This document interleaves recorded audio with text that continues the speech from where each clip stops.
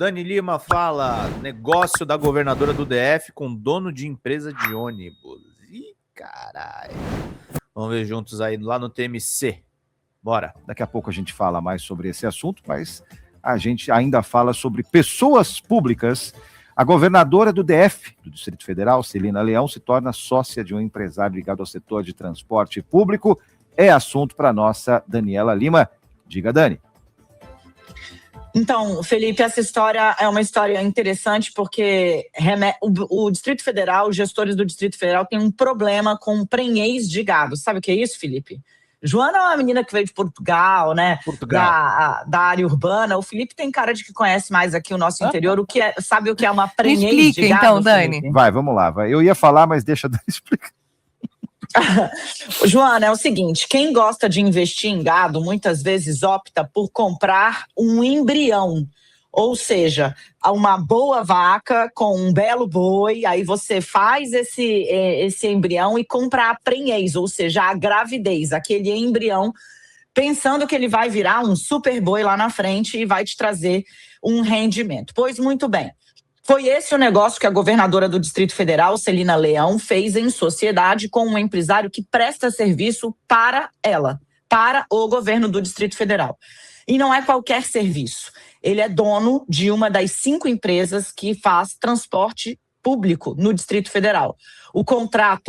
Os contratos de transporte público no Distrito Federal são da ordem de 200 milhões por mês, Joana. Basicamente, a governadora do Distrito Federal, em setembro do ano passado, firmou parceria com este Edmundo Pinheiro, este empresário, dono da URB, uma empresa de transporte público no Distrito Federal, um negócio avaliado em R$500 mil para comprar a prenhez de uma vaca, um embrião de gado Nelore.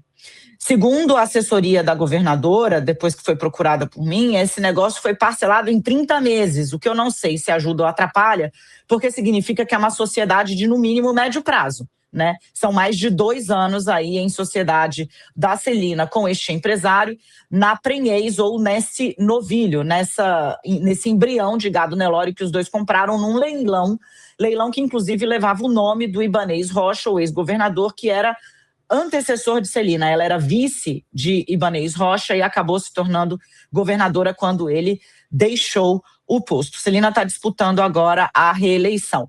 A sociedade da Celina com esse empresário, dono de uma das concessionárias de transporte público em Brasília, acontece num contexto de investigação há anos do Ministério Público sobre os volumes que são pagos a essas empresas concessionárias de transporte público no Distrito Federal. Para quem está nos acompanhando ter uma ideia, de 2019 até maio deste ano, foram 63 reajustes no valor que é repassado a título de reembolso para as concessionárias de transporte público no Distrito Federal. O que o Ministério Público do Distrito Federal sustenta essas empresas precisam devolver dinheiro para os cofres públicos porque elas estão recebendo dinheiro a mais.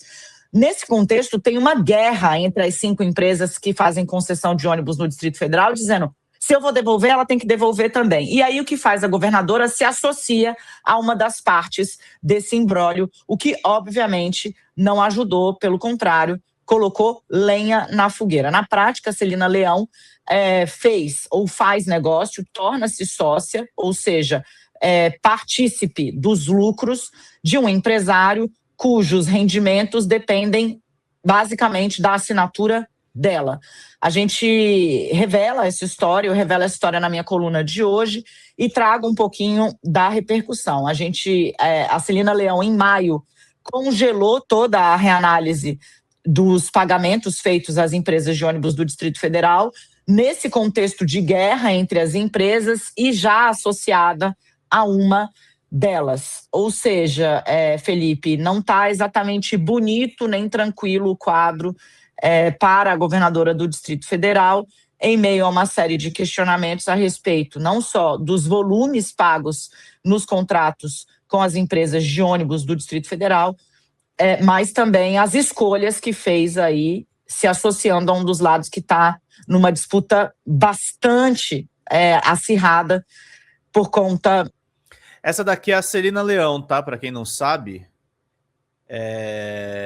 Amigona, de Jair Renan Bolsonaro, uma nota que eu subi em 2023 lá no Drops. Ministério Público investiga governo do DF por visita de filho de Bolsonaro sem registro com a secretária sobre esportes. Na época, Celina Leão, antes de assumir o governo do DF, era secretária.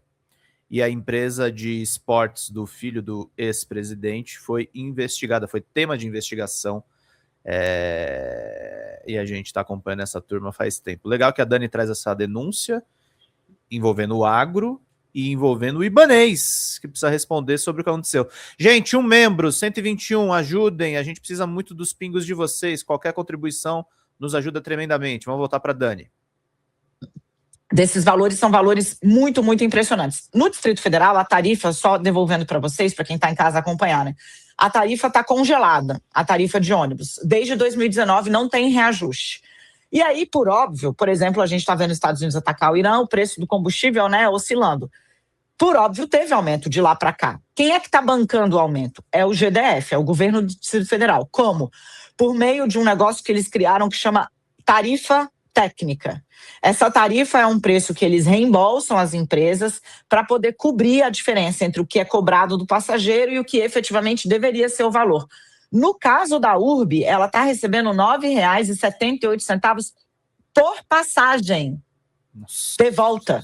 Ou seja, o cidadão paga ali seus R$4 de passagem, que seja um valor hipotético, mas a empresa está recebendo mais quase R$10 de reembolso. É isso que o Ministério Público olha e fala: meus amigos, essa passagem, esse custo aqui não pode estar correto. Lembrando aqui de novo, de 2019, quando houve o congelamento da passagem sob Ibanez, até agora foram 63 reajustes no valor dessa tarifa técnica, que no caso da empresa do sócio da Celina Leão, na prenhez da vaca, está em quase R$10. A pessoa que anda de grande circular em Brasília, que você conhece tão bem, Dani Lima, nem faz ideia dessas coisas. Eu recomendo passear de grande circular quando estiver na capital do país, que é uma aventura antropológica absolutamente maravilhosa. Qualquer hora do dia, qualquer dia da semana. Agora, tem mais um assunto aqui para a gente falar, que é a pesquisa BTG Nexus, que sai nesta segunda-feira, que saiu nesta segunda-feira, colocando mais uma vez aquela situação de empate técnico entre Lula e Flávio Bolsonaro. No segundo turno, Dani Lima, você enxergou alguma novidade, alguma indicação? A gente que gosta de falar, né, da grande fotografia e não só do momento, né? Tem sim, em especial quando a gente pega o dado que é mais relevante para esse momento, que é o momento pré-campanha ainda, né? Onde as campanhas, as candidaturas não estão na rua, não estão fazendo publicidade abertamente, né? Que é a pesquisa espontânea. Ou seja, o pesquisador vai para o entrevistado e fala: você vai votar em quem para presidente? E não apresenta nenhum nome, vê o que volta. As pessoas falam: não sei ainda, ou apontam. Lula vem como o nome mais citado, seguido de Flávio Bolsonaro, isso na pesquisa espontânea. O fato é que Lula perdeu 2 pontos percentuais na menção à espontânea. Está dentro da margem de erro? Tá. Mas o que aconteceu é que o petista teve um empuxo no último mês, em especial por conta do desgaste do Flávio Bolsonaro. Caso Dark Horse, né, o filme, que ninguém sabe se vai ser lançado ou não, por conta do financiamento de Daniel Vorcaro. Você teve a briga pública dele com a Michelle Bolsonaro, o segundo round da briga pública dele com a Michelle Bolsonaro, a ida dele para os Estados Unidos, que acabou resultando em mais uma edição, ou mais uma ameaça de tarifaço contra o Brasil. Ele mandou uma cartinha para o Marco Rubio, na qual ficou explícita ali que ele estava disposto a chamar os Estados Unidos para fazerem transição de governo no Brasil se fosse eleito, o que é, de fato, um ato de entreguismo inédito na história do país, e se fosse concretizado seria inédito também na história do Brasil, você chamar um governo estrangeiro para te ajudar a balizar o seu próprio plano, caso, né, vença as eleições. Bom, o fato é que teve muito desgaste para o Flávio Bolsonaro, ele manteve o core do bolsonarismo, ele não perdeu esse voto que está associado a um voto que ele herda do pai dele, e o Lula viveu um momento de estirão e ele parou. Isso é o que a pesquisa nos mostra, tá? O impulso que o petista teve no mês passado, ele deu uma refluída, que a gente precisa observar agora, né? Se Lula vai entrar em agosto, que é exatamente quando começa oficialmente a campanha eleitoral, em marcha lenta, ou seja, estabilizada tal qual agora está, ou se vai com os programas que correu para lançar agora na pré-campanha ainda, como o Desenrola 2.0, Desenrola para a Adimplentes, que é de renegociação de dívidas, né? A pregação ou a disseminação das informações de que quem ganha até R$5.000 está isento de imposto de renda, se tudo isso vai dar uma nova força, um novo empuxo. Mas até aqui o Lula deu uma esticada e parou, o que é um ponto de atenção para a campanha do petista, certamente, Felipe e Joana.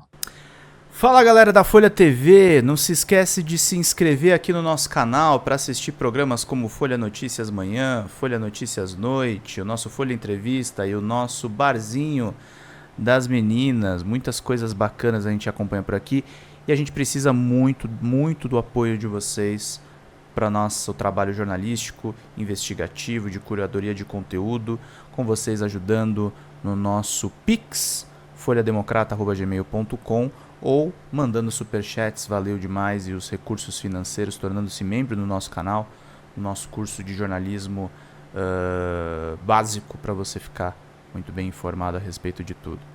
Queridos e queridas, muito obrigado pela presença de todos vocês, vida longa e próspera. Cuidem-se, cuidem dos seus, e não esquece de se inscrever aqui na Folha TV. Até mais!